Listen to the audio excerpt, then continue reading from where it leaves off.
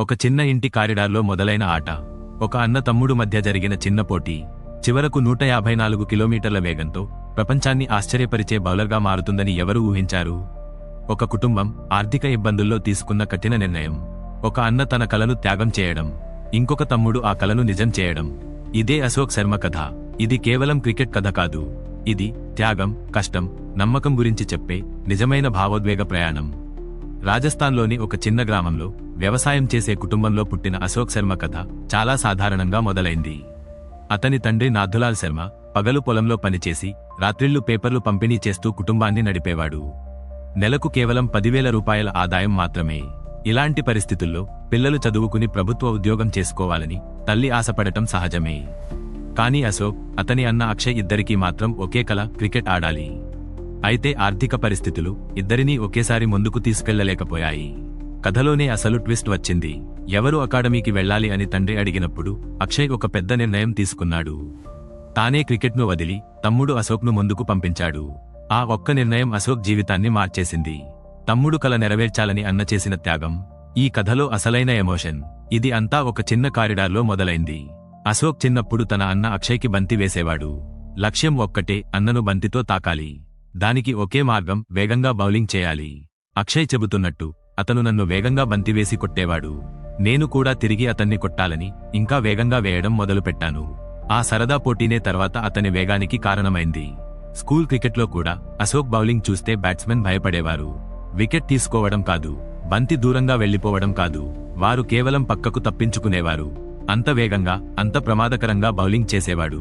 అక్షయ్ చెబుతున్నట్టు చాలామందికి రిబ్స్ కూడా విరిగాయి. బ్యాట్స్మెన్ పరుగెత్తిపోతూ చూశాను. ఇది కోచ్ చెప్పిన టెక్నిక్ కాదు. ఇది ఒక వ్యక్తిగత పోటీ నుంచి వచ్చిన సహజమైన వేగం. గ్రామం నుంచి జైపూర్ వరకు 80 కిలోమీటర్ల దూరం ప్రయాణిస్తూ అశోక్ అరవల్లి క్రికెట్ అకాడమీలో ట్రైనింగ్ తీసుకున్నాడు. రోజూ గంటల తరబడి ప్రయాణం చేసి ప్రాక్టీస్ చేయడం, తర్వాత హాస్టల్లో ఉండి పూర్తిగా క్రికెట్పై దృష్టి పెట్టడం. ఈ కష్టం వల్లే 2019లో రాజస్థాన్ అండర్-19 జట్టులో చోటు సంపాదించాడు. కానీ జీవితం అంత సులభం కాదు.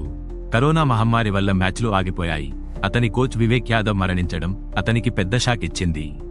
ఈ సమయంలో కూడా అశోక్ వెనక్కి తగ్గలేదు. మ్యాచ్లు లేకపోతే ఇద్దరు అన్నదమ్ములు కలిసి పొలంలో పనిచేసేవారు.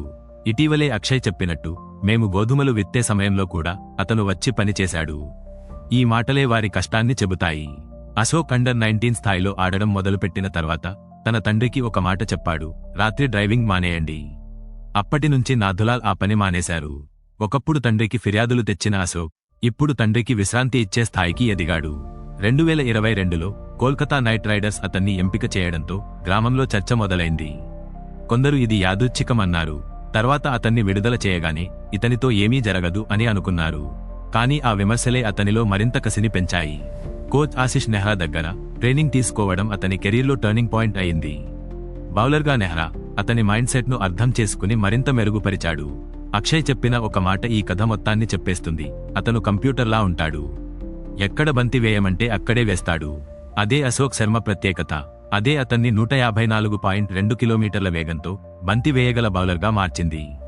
ఈ మధ్య ఐపీఎల్లో వేగంగా బౌలర్ ఈ సున్నగా చేసే యువ ఆటగాళ్లు చాలామంది వస్తున్నారు. మయాంక్ యాదవ్, ఉమ్రాన్ మలిక్ లాంటి ఆటగాళ్లు ఇప్పటికే 150+ వేగాన్ని చూపించారు. కానీ ఒక సీజన్ తర్వాత వాళ్లు నిలబడటం చాలా కష్టం. అదే విషయాన్ని అక్షయ్ అశోక్కి చెప్పాడు. ఇప్పుడే అందరూ మాట్లాడుతున్నారు, కానీ ఇది మొదటిదే. ఇంకా చాలా దూరం వెళ్లాలి. అతని లక్ష్యం ఒక్కటే, భారత జట్టుకు ఆడటం, ఆ నీలం జెర్సీ ధరించడం. ఇప్పుడు రాంపురా గ్రామంలో పరిస్థితి మారింది. ఒకప్పుడు విమర్శలు చేసిన వాళ్లు ఇప్పుడు మౌనంగా ఉన్నారు. తండ్రి రాత్రిళ్లు డ్రైవింగ్ చేయడం లేదు. అశోక్ ఇక కారిడార్లో బంతి వేయడం లేదు. కానీ ఆ చిన్న కారిడార్ అతన్ని ఎక్కడికి తీసుకెళ్లిందో అది ఇప్పుడు ప్రపంచం చూస్తోంది. ఇంకా అతని గమ్యం చాలా దూరంలో ఉంది. కానీ ఆ ప్రయాణం మాత్రం ఇప్పటికే అందరినీ ప్రేరేపిస్తోంది. ఇలాంటి ఆసక్తికర క్రికెట్ టాపిక్స్ కోసం మా ఛానల్ని సబ్స్క్రైబ్ చేయండి.